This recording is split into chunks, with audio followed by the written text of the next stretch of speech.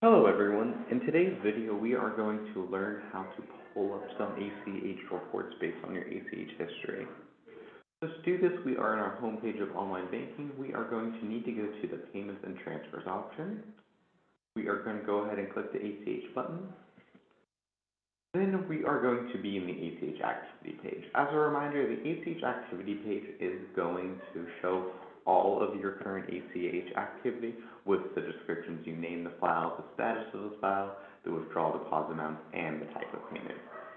Over here on the right, we can search for specific ACH payments that have gone through, very similar to how you would to search normal transactions on your account. You can specify date range, specify ACH types, amounts. If you have multiple ACH company tax IDs, you can specify one for company A, one for company B, and you can search all of these priorities for this.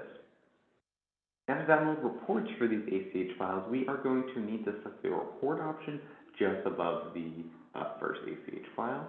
Then by default, we are going to have this screen pop up and we are going to see the summary. So the summary is going to be the files you are selecting. It will naturally select all of the files within the ACH activity. To change this, if you only want to select like one or two files, you would just go ahead and hit that select button, and then you're going to be able to select which report or which ACH file you want to report for. Since we only have one ACH file currently in our activity, it's only going to show us one. But say you have like 5, it's going to list out each individual one, and you'll be able to select which ones you want the report to run for. We can go ahead and cancel since we're only doing one. Then we would be able to select what type of report we want. So we offer file information, batch information, and transactions. And you can format this as a PDF or a CSV file. We are going to go ahead and hit download report. Then when all of these are downloaded, we are going to get some different reports. The all transaction ones will show you which individuals you paid. So it'll list each transaction within the ACH file. And since this file only had us, we were paying John Doe at that account number, it'll show you the amount, month where you're crediting. Then it's going to show you your own account where the funds came from. Then if you would have other ACH files listed in here, it would break them off. It'd show you like another payroll file. If you had another one, then it would just keep going until it gives you every payee listed in all those ACH transactions.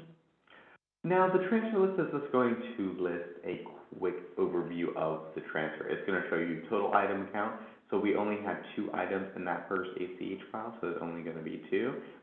We only print off for 1 batch, and the total amount for the credit and debit amount of that batch was $100 even.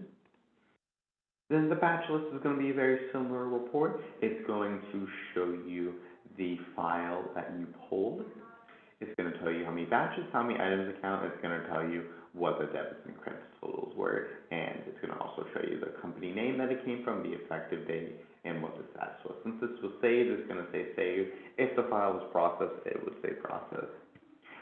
But this is all we have for ACH reports within our online banking. If you have any more questions, feel free to contact us.